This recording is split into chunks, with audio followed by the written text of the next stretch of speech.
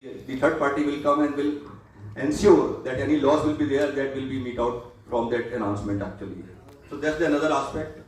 Then we are talking green rating actually. So if you have seen in the buildings, there's a lot of green buildings are already there where you are entering the building, there is a board that IGBC or something is there, that green building is there, this is a green building.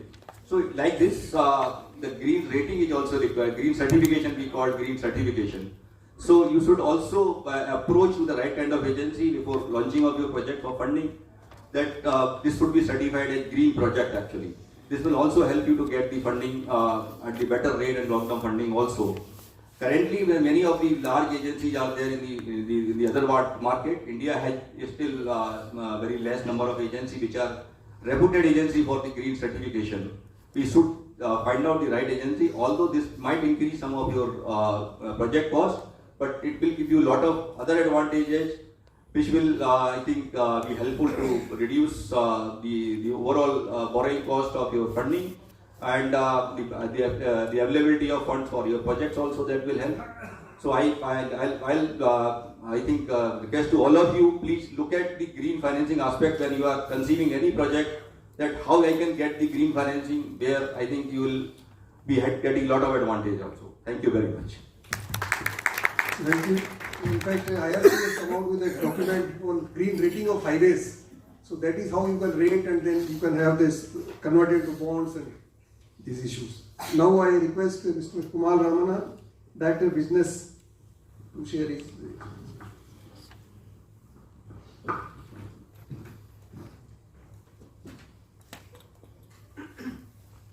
Honorable Session Chair, my colleagues on the dais, ladies and gentlemen, boys and girls, good afternoon. I know this is a session right before lunch, so I can understand the anxiety of all the people who are here on the room here. I promise you, sir, I won't take more than 4 minutes. So, little bit about us. Maybe I'll talk about 2 minutes about UpDAP, what we do in the ESG and sustainability space in the country, and maybe a couple of use cases. I'll talk about what we are doing with a few infrastructure companies in the country. So we are essentially a 5-year-old digital ESG tech company. So in the morning, Dr. Jatinder Singh and Mr. Himanshu Agarwal spoke a little bit about BRSR and sustainability, ESG reporting. My fellow panelists from Resurgent spoke about ESG rating. So what we do essentially is we are working with corporates across industries, both in India as well as foreign, and helping them to digitize their entire ESG data life cycle and reporting processes. So we help them to prepare their BRSR reports digitally. We help companies to calculate their GHG emissions, Scope 1, Scope 2, Scope 3 emissions digitally. We have features around energy conversion, AI/ML driven analytics. We have various dashboards which helps companies to take informed decisions in terms of reducing energy, in terms of reducing water, wastage, emissions. So we are essentially a tech company. So that's what we do. So we are working with a lot of companies in India, a lot of big names like the Tata Group. We are working with the top 3 pharma companies by market capitalization as we speak.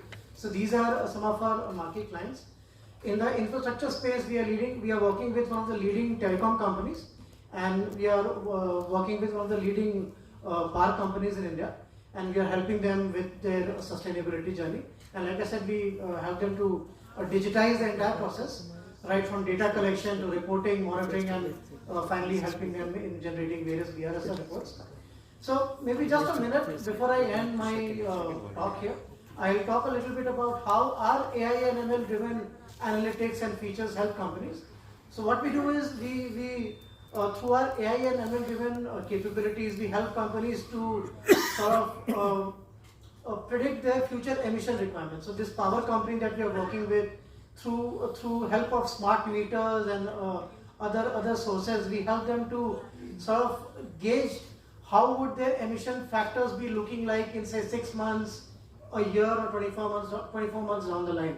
So if their top management, if they are making any strategy in terms of how to reduce emissions and things like that, our AI and ML driven insights through our capabilities, for our proprietary capabilities and proprietary technology that we have, we help all these companies to help not only help reduce emissions, but devise a lot of strategy and plans in terms of how to reduce those emissions going forward.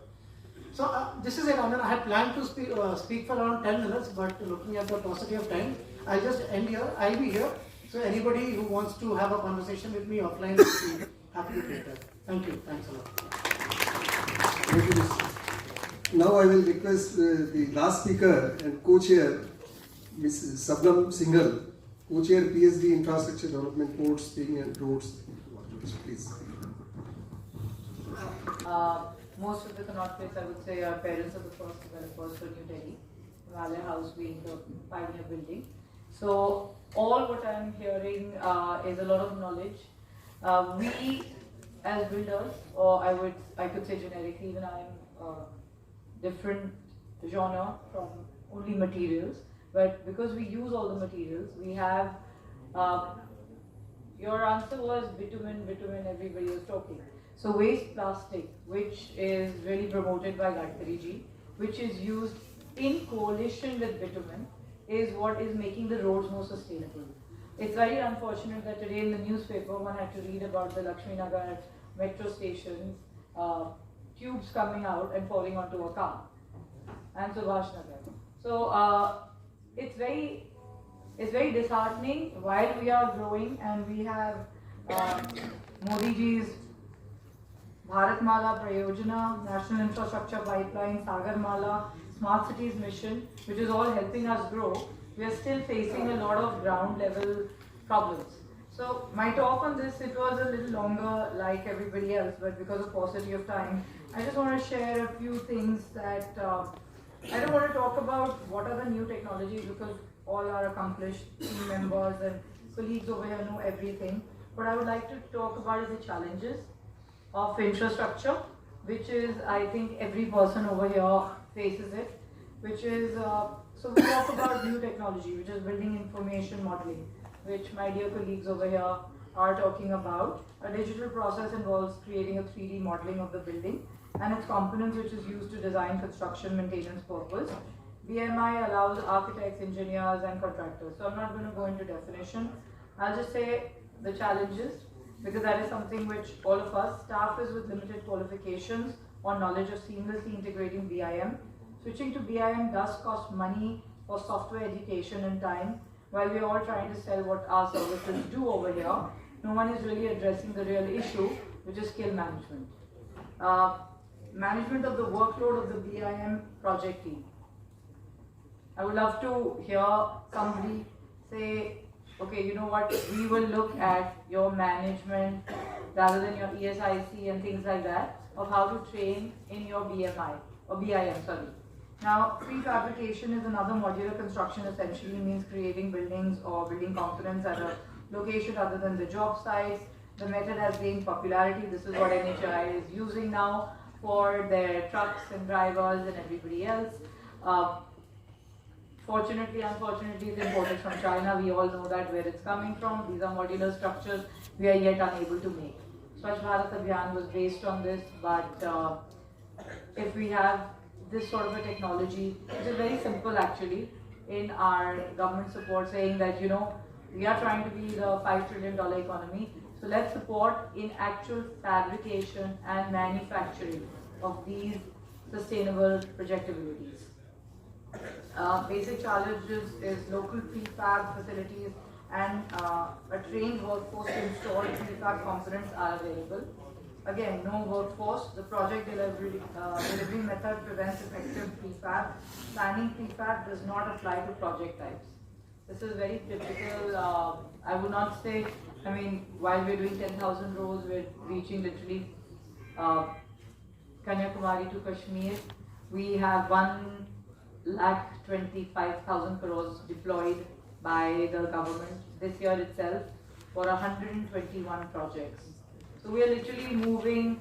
There are, again, coming to the challenges, lack of adoption of inertia or inertia in implementation due to unfamiliarity, limited knowledge, privacy concerns, and security concerns. What Ashish ji had just said in the beginning, security concerns. How do we address it? And the biggest problem for any developer or infrastructure manufacturer, how do you deal with GRAB? if the government could just say that maybe reduce the car or the bus rather than stopping construction, the timeline, how can we manage pollution and timeline if every time you have to get an unskilled labor, not a skilled labor, an unskilled labor who runs back to his village every time there's a grant.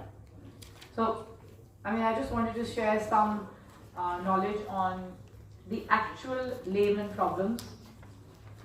Even I don't want to talk about the bridge which collapsed recently, we all know. So I don't think there's any problem with technology. I think it's the implementation, and if all of us as a group can, work towards implementation and the unskilled labor, it will make all our lives very simple. Thank you. Thank you, Ms. Sabnam, for bringing out the real challenges.